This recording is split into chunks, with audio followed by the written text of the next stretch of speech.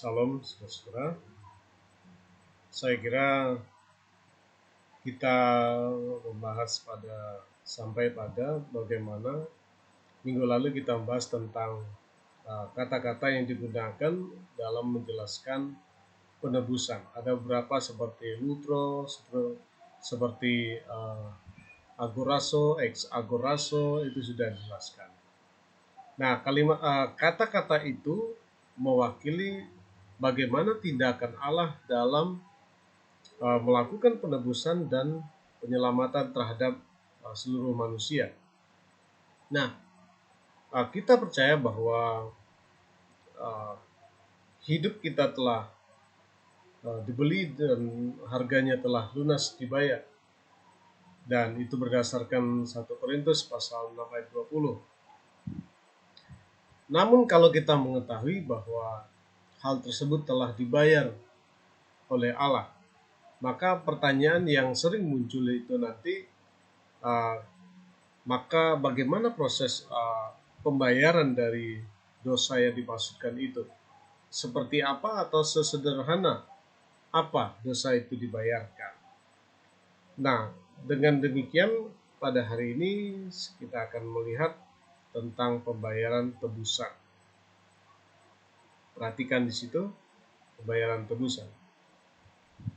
Pertanyaan yang kemarin juga sudah saya singgung adalah kepada siapa tebusan ini dibayar? Ada beberapa tokoh atau pandangan seperti Pelagius misalnya memandang bahwa tebusan itu dibayar kepada iblis. Ya, karena iblis yang menyandra kita dalam dosa, yang mengurung kita di dalam pemberontakan kepada Allah. Maka tebusan yang dimaksudkan itu oleh Pelagius adalah dibayarkan kepada iblis. Ya. Anggapan bahwa Kristus membayar tebusan kepada iblis, ya, dengan alasan bahwa manusia diperhambakan kepada iblis. Nah, ini sebenarnya tidak berdasar. Sekalipun manusia di dalam perhambaan kepada iblis, namun bukan berarti bahwa Allah tidak dapat membebaskan manusia dari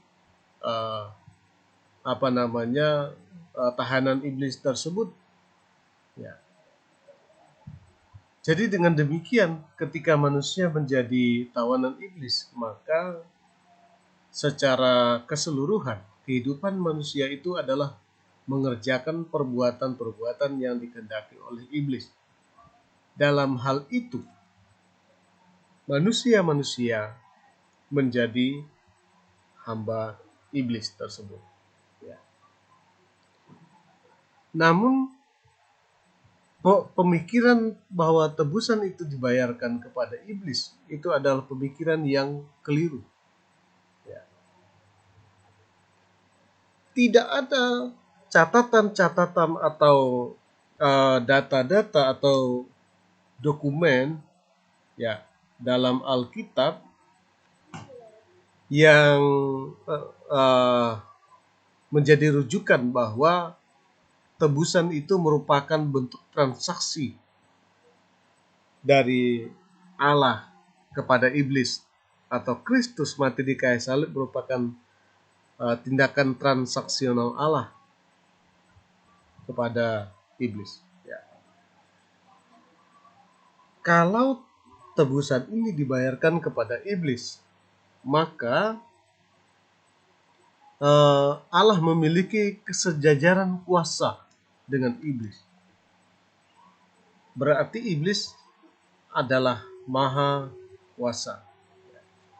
Dan kita tahu bahwa Alkitab mencatat bahwa tidak ada perundingan, ya, dengan iblis.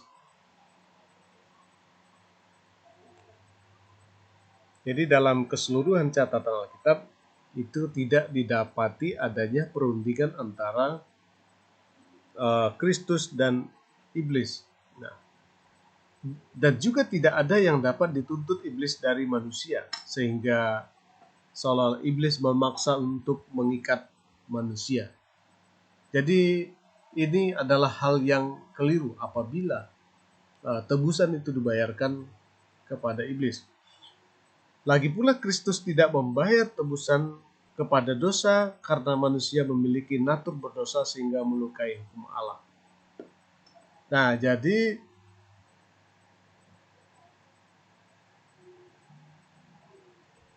kalau kita melihat dalam catatan tulisan Paulus misalnya dalam Galatia pasal 3:13 bahwa kita telah ditebus dari kutuk hukum Taurat. Saudara-saudara, kita sudah ditebus dari kutuk hukum Taurat. Jadi tidak pernah juga dicatat menebus kepada iblis. Ya. Dan apa itu yang dikatakan oleh Korintus 15 bahwa sengat maut ialah dosa dan kuasa dosa ialah hukum Taurat. Tetapi syukur kepada Allah yang telah memberikan kepada kita kemenangan oleh Yesus Kristus, Tuhan kita. Jadi jelas, tebusan tidak pernah dilakukan kepada iblis.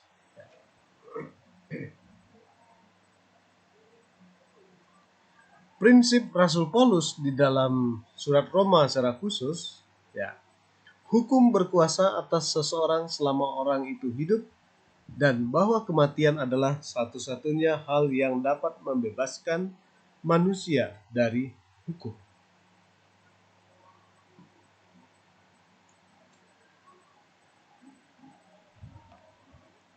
Nah, tetapi bagaimana kita mati? Ini juga yang perlu kita selidiki. Kalau atau misalnya tuntutan dari sebuah hukum itu adalah mati. Bagaimana kita mati dan kapan kita mati? Rasul Paulus berkata, sebab itu saudara-saudaraku, kamu juga telah mati bagi hukum Taurat oleh tubuh Kristus. Jadi melalui tubuh Kristus, kita telah mati. Melalui penebusan, maka kita dianggap telah mati bersama-sama dengan Kristus. Anda dapat menyelidiki Roma pasal 7 ayat 4 pada bagian tersebut. Orang percaya telah mati ketika tubuh Kristus tergantung di kayu salib. Jadi disinilah kita melihat bahwa kapan itu orang percaya mati, yaitu bersama dengan Kristus. Kapan itu terjadi? Yaitu ketika Kristus digantung di kayu salib. Lalu, pertanyaan selanjutnya, untuk apa kita mati?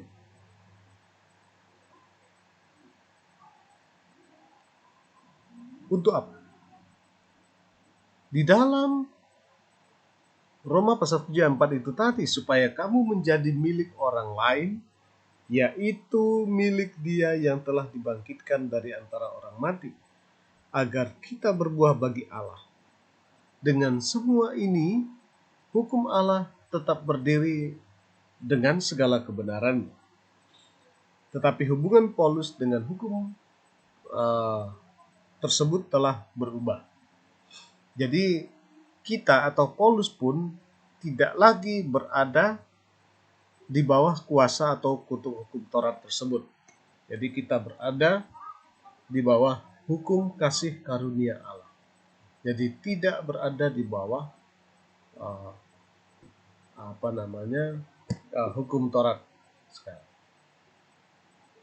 Nah, saudara-saudara, betapa kita dapat memahami bahwa kematian secara simbolis itu adalah penting, ya, sebagai penanda bahwa orang-orang percaya itu telah mengalami kematian bersama-sama di dalam kematian Kristus. Ya.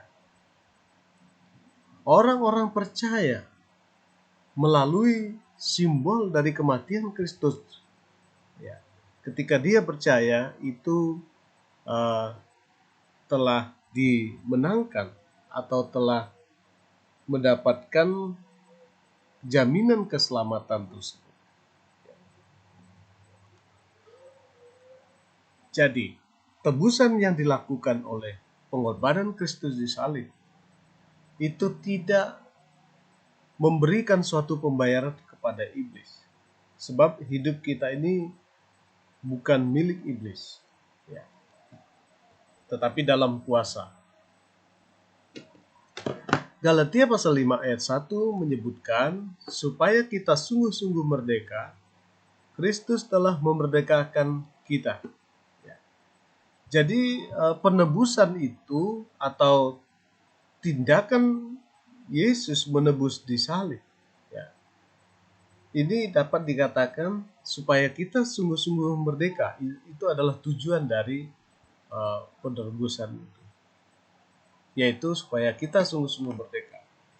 Kristus sendiri telah memerdekakan kita, ya. Karena itu berdirilah teguh dan jangan mau lagi dikenakan perhambaan. Saudara, dengan adanya penebusan itu menjadi suatu penanda bahwa tindakan Allah itu bukan mengambil kita atau menarik kita dari iblis, dalam cengkraman iblis, ya, tidak, tetapi mengangkat atau menarik kita dari dosa, menarik kita dari kesalahan dan dosa kita, sehingga kita memiliki panggilan yang baru seperti yang dikatakan Paulus. Dulu kita adalah menjadi pelayan atau dosa atau budak dosa, tapi sekarang kita telah menjadi pelayan-pelayan atau menjadi hamba-hamba Kristus Yesus Tuhan kita. Dan pelambang mengenai hamba yang ada dalam Keluaran itu dapat berarti bahwa Kristus tidak mau menahan dalam perhambaan. Karena hamba tidak memiliki kemauan, tidak memiliki hak, tidak memiliki tujuan hidup, dan tidak memiliki masa depan. Ya. Hamba yang tidak berkemauan penuh. Mungkin begini, ini mengindikasikan bahwa ketika kita menjadi hamba Kristus, kita harus menahan diri, harus menguji diri kita di dalam buah-buah roh, di dalam kebenaran, sehingga pada akhirnya nanti bahwa kemauan kita itu dipangkas, dan sehingga kemauannya Allah yang jadi pada kita. Menjadi hamba Kristus adalah pilihan berdasarkan kasih pada Kristus. Jadi tidak ada orang yang dapat bersaksi tentang Kristus kalau dia tidak berasal dari Allah. Baik, setelah itu kita akan melihat aspek dari masa depan penebusan. Ya. Apa yang dimaksud dengan aspek masa depan penebusan? Nah, jadi saya percaya bahwa dengan penebusan ini maka ada jaminan, ada kepastian tentang akan hidup kekal di masa yang akan datang. Jadi jelas penebusan itu memiliki aspek-aspek yang sangat penting. Ya. Pada masa sekarang mungkin orang belum menyadari adanya masa depan dalam penebusan ini. Yang dimaksud dengan masa depan adalah yaitu rencana Allah yang nyata atau mutlak atas masa depan seseorang yang percaya. Ya. Bagaimana masa depan itu akan terjadi? Ya, karena kita berbicara tentang masa depan penebusan, maka kita dapat membaca Efesus pasal 1, ya, di mana karya Allah Bapa, karya Anak, dan karya Roh Kudus di dalam keselamatan kita. Atau mungkin saudara dapat membaca kembali buku saya, mungkin bisa dicek lagi tentang kebenaran pasal 1 ini. Nah, ada satu hal yang menarik di dalam Efesus ini, bahwa Kristus adalah jaminan. Ya, Kristus bukan jaminan, maksud saya Kristus pembuka atau menjadi jalan dari penebusan itu. Tetapi ada satu hal yang menarik dalam penebusan ini, ada jaminan. Meskipun penebusan itu belum kita terima sepenuhnya sekarang, namun ada jaminan bahwa kita akan menerima sepenuhnya dari masa depan dari penebusan ini. Tidak terkecuali bahwa kita sendiri dapat melihat bahwa aspek penebusan masa depan itu merupakan jaminan yang pasti, bukan jaminan yang kurang pasti. Jaminan ini merupakan satu penguat bagi seseorang yang mungkin akan menerima Kristus. Jadi setiap orang yang percaya, dia harus sudah menyadari bahwa masa depan dari penebusannya ini adalah masa depan yang pasti, tidak mudah-mudahan atau mungkin tidak dalam ketidakpastian. Itu tidak mungkin. Tebusan sudah dibayar lunas dan orang percaya sekarang ini telah mengalami penebusan, termasuk juga ciptaan itu sendiri. Dalam Roma 8 disebutkan karena makhluk itu sendiri juga akan dimerdekakan dari perbudakan dosa. Dimerdekakan dari perbudakan kebinasaan dan masuk ke dalam kemerdekaan kemuliaan anak-anak Allah.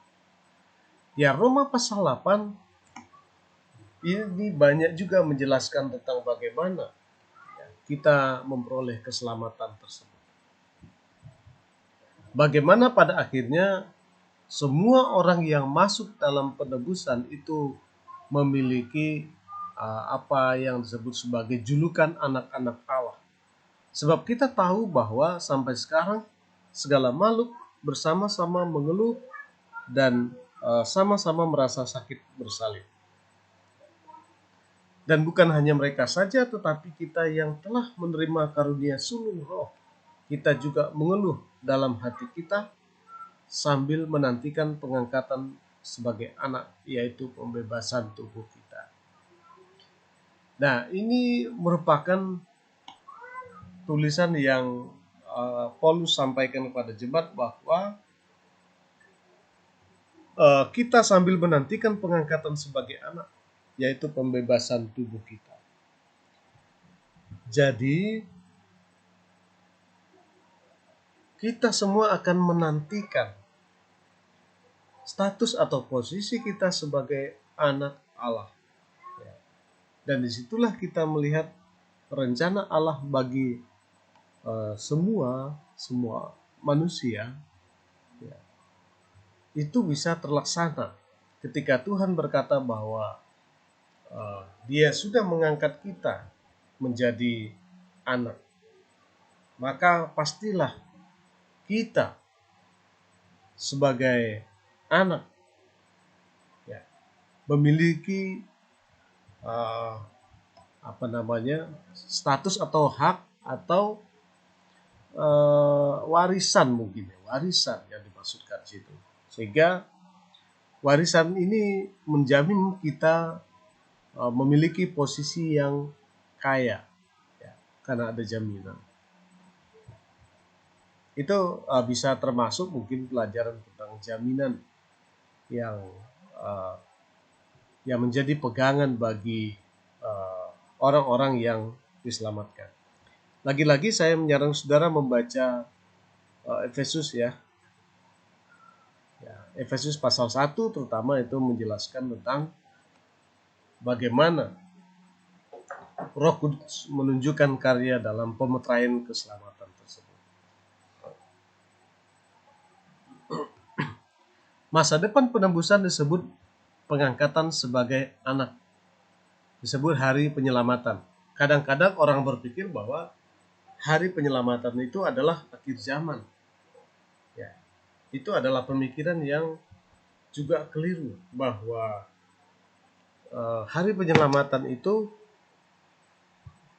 jelas bahwa tetap sehubungan bahwa semua manusia menjadi anak-anak Allah.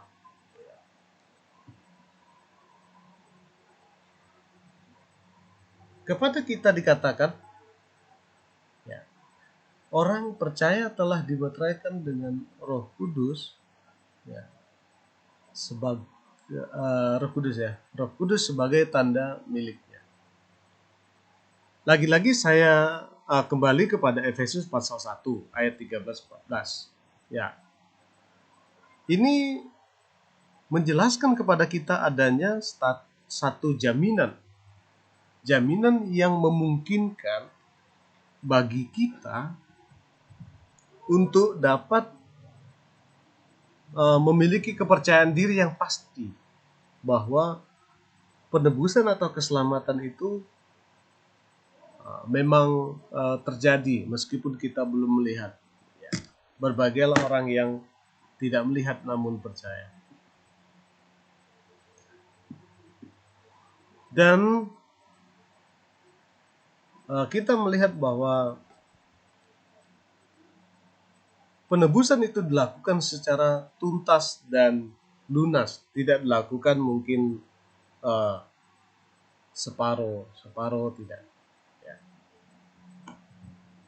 Hari penebusan itu bagi orang percaya dalam tubuh Kristus akan terjadi pada saat pengangkatan. Ini juga sering saya sampaikan bahwa kita akan mengalami pengangkatan, ya, yaitu ketika Kristus datang dari dunia untuk mengangkat anggota tubuhnya, ya, mengangkat anggota tubuhnya bertemu dengan Kristus di angkasa. Ini yang disebut sebagai, ya, nanti kalau kita belajar eskatologi ada rapture, ini semacam peristiwa akan terjadi pada rapture. Nah, sekalipun penebusan itu pasti bahwa seluruhnya keadaan penebusan itu bukan merupakan keadaan yang tidak terjadi, tapi terjadi. Nah, itu merupakan bentuk dari penebusan Allah kepada umat-umat atau orang-orang yang percaya. Perhatikan dalam dispensasi lain, Lukas 21:28 menyebutkan penebusan pada masa mendatang terjadi setelah masa orang bukan Yahudi berlalu. Kalau kita lihat Roma 11 misalnya, ada dua cabang zaitun asli dan zaitun liar itu. Maka kita dapat melihat bahwa periode sekarang adalah bangsa-bangsa. Nah, gitu. Tetapi ada juga berpandangan lain. Jadi pada akhir masa tribulasi, Kristus datang ke dunia untuk mendirikan kerajaan yang sudah lama memang dijanjikan. Dan ketika Kristus datang ke dunia, dia akan mendirikan kerajaan yang diharapkan di muka bumi, yang dinanti-nantikan oleh semua manusia. Rasul Petrus menyebutnya sebagai waktu pemulihan segala sesuatu, itu dalam Kisah Rasul. Milenium akan merupakan kelepasan besar dari dari kungkungan kerusakan yang sekarang. Setelah pemerintahan 1000 tahun Kristus dan perontakan terakhir, Kristus akan menaklukkan Ya, Kristus akan menaklukkan musuh terakhir untuk dibinasakan, yaitu maut. Sebagaimana kematian di dalam 1 Korintus ya, dan seluruh ciptaan pada akhirnya akan terbatas dari akibat dosa, dan penebusan dalam keseluruhan pengertian kata tersebut akan dipahami. Nah, saudara, pada dispensasi sekarang kita tetap melihat bahwa tidak mungkin terjadi pada hari ini yang disebut kerajaan 1000 tahun itu, karena kerajaan 1000 tahun itu merupakan pengharapan atau merupakan kebenaran yang pasti yang juga tercatat di dalam Alkitab.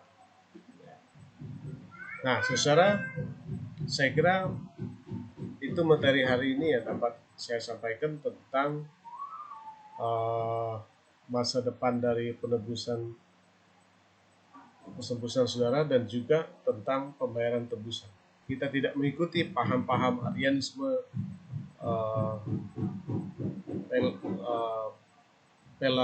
Pelagius yang juga menyampaikan tentang bahwa manusia itu tidak mungkin berdosa. Itu adalah pandangan yang salah. Sehingga menurut Pelagius bahwa pada akhirnya manusia akan memasuki kehidupan yang sama, yaitu surga atau kemuliaan yang kekal. Oke, itu yang dapat saya sampaikan dalam materi hari ini. Nah, satu tugas yang harus Anda kerjakan, ya, yang pertama, silakan Anda mencari ayat-ayat jaminan keselamatan di dalam kitab Perjanjian Baru. Ya, semakin banyak semakin lebih baik.